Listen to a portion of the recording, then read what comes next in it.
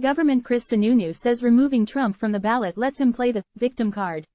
New Hampshire Governor Chris Sununu on Sunday criticized efforts to remove former President Donald Trump from the 2024 primary ballot, saying that disqualifying him would allow him to play the victim card heading into the primaries.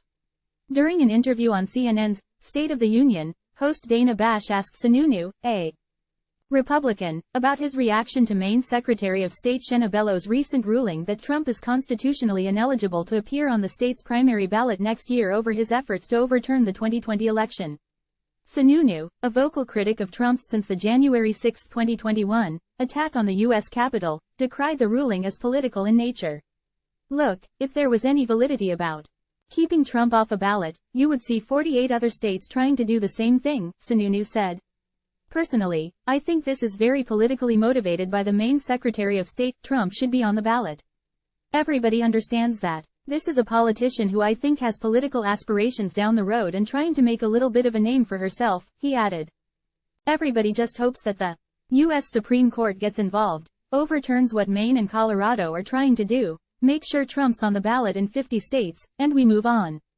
Asked whether he agrees with some Republicans, such as GOP presidential candidate Chris Christie, who argue that removing Trump from the ballot would make him a martyr, Sununu replied, of course.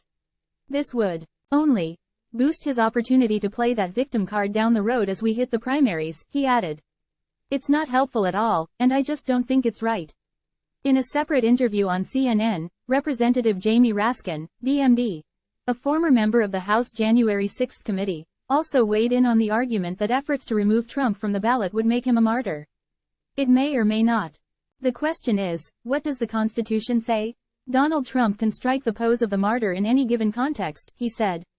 If he's allowed to stay on the ballot despite his clear incitement of an insurrection and attempt to overturn the results in the 2020 election, and he loses to Joe Biden, as he almost certainly would, Biden beat him by more than 7 million votes last time, and we just have millions of young new voters who've joined the rolls, and they can't stand Donald Trump in the Republican Party.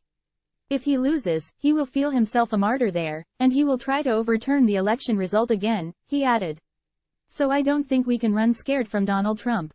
The Colorado Supreme Court this month issued a first-of-its-kind ruling that the 14th Amendment to the Constitution, which states that no one who has engaged in insurrection or rebellion, after having sworn an oath to support and defend the Constitution can hold office, prohibits Trump from holding office again due to his role in the January 6, 2021, attack on the Capitol. Trump is expected to appeal the ruling by the Colorado High Court to the U.S. Supreme Court. Courts in Michigan, Arizona, and Minnesota have ruled against efforts to bar Trump from the 2024 ballot in those states. Sununu, who has endorsed Republican presidential candidate Nikki Haley, was also asked whether she made a mistake by declining to say that slavery was a cause of the Civil War during a New Hampshire town hall last week. Haley said that it came down to the role of government. She later appeared to backpedal, saying in a radio interview on Good Morning New Hampshire that, of course, the Civil War was about slavery, and that her comments reflected what it means to us today. Well, look, she cleared it up quickly, right? Obviously, if something needs to be cleared up a little bit, you wish you had said it a little differently the first time, but it was quickly cleared up, Sununu said. It's an absolute non-issue. She said, like you said, of course it was slavery. I think she was talking more to the freedoms and liberties that we want for every American and the lessons that come out of that going forward. So, yes, I think she just kind of skipped right over the obvious, he added. And, yes, I guess the press and folks wanted to hear her come back to the obvious on slavery. She cleared it right up and everyone's moving on. Asked again whether Haley's initial comments were a mistake, Sununu agreed, I mean, yes. If you have to clear up an answer, you go, gee, I guess I should have answered that differently. Let's go clear it up, so, yes, sure. Sununu also weighed in on the candidacy of Christie, whom he said he considers a friend, saying the former New Jersey governor's race is at an absolute dead end. This is a two-person race, right? It's between Trump and Nikki Haley. Everybody understands that, Sununu said, also noticeably leaving out Florida Governor Ron DeSantis.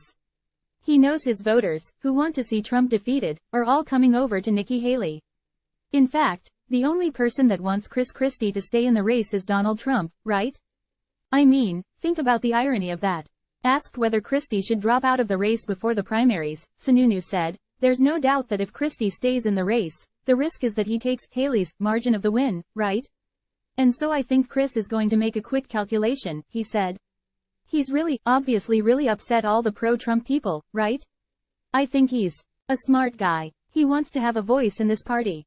He doesn't want to go forward upsetting all the anti-Trump people too because he kind of overstayed his welcome, put his ego first.